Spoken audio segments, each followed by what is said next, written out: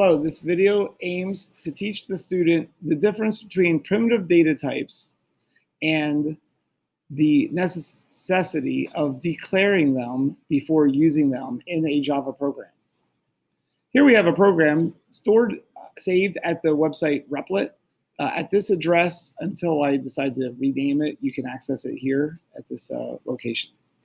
When the program executes, you can see here in the output window that a player known as M, say it's a mouse or something, it moves around randomly in this console environment.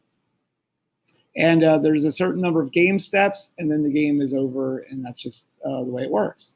There's no keyboard controls. There's no real-time interactivity. It just plays out some scenario. I'm going to run it again, and we're watching it at the moment. And the M either moves to the right or the left on each time step. And there's some probability with a random number, math.random is used to control whether the M is moving to the right or left. As of now, in this version, there is no vertical movement, although the student could add that on his or her own ambition. Okay, the important thing is that you understand early on in your Java learning that everything must be a class. Every file must contain a class. And at Replit, they require the class to be named main with a capital N. And the word public here is optional at Replit, at least. You could have the word public there if that's your teacher's rule. It will still run perfectly fine with or without the word public here in this example. Now let's do a deep dive into the class. Inside a class, there are typically one or more methods. And in this case, there are 4 or 5 methods, but one of those methods, typically in what's called a client program, one of those methods must be named main with a lowercase m, main. And while this is not important on the College Board Advanced Placement Computer Science A exam, as far as like you are scoring well on that exam, but public static void main string args is the header for that method. I added the optional throws exception because somewhere in here I'm using thread.sleep. I'm making a 1 second delay, 1,000 milliseconds. So I added throws exception here. Anyway, public static void main string args is a method, and it can be collapsed here. It can be folded up, so it's nice and tidy. But look at the other methods that I added. They are examples of static methods. Static meaning they are allowed to be used in this class by simply calling them by their name. So player temperature check, the name of that method, public static void. Don't worry about the void right now, and don't worry about the fact that it's public.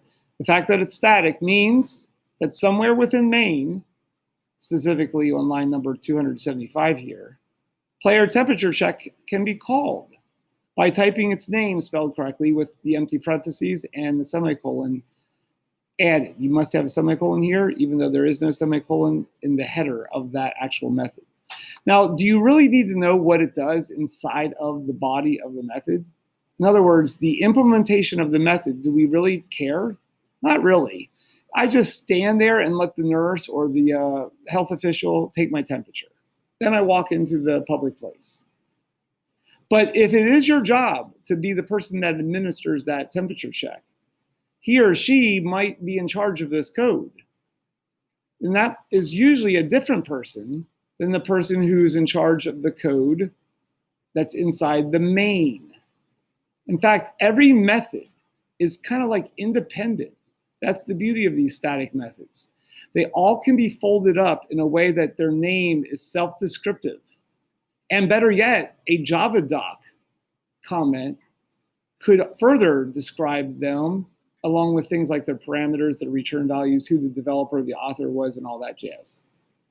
Okay, so at this time, you can run the program, have fun with this, fork it, do whatever you want here at the website Replit.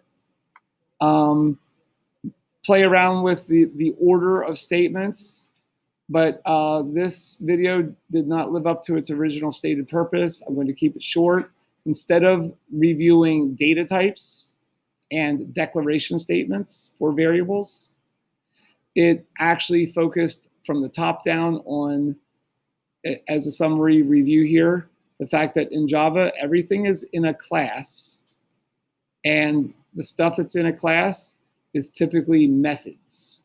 What some people call functions or procedures or subroutines, I call methods in this context. And I'm shrinking them all up so that you see them all here in closing. There are a lot: display header, display instructions. Often I put a verb in the name. When I name methods, I name them with a verb because they do stuff. And clear screen, its purpose is to clear the screen over here.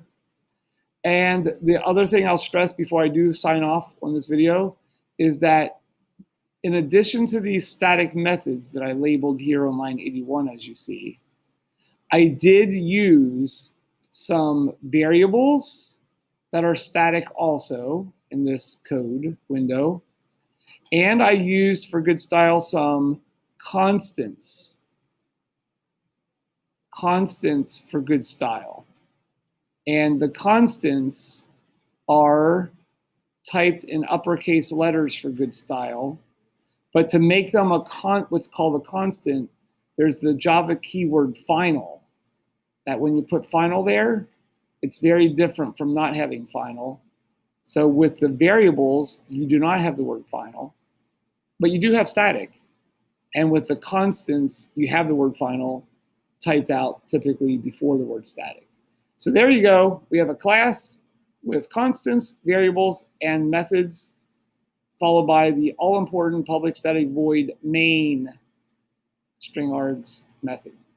Have a good day.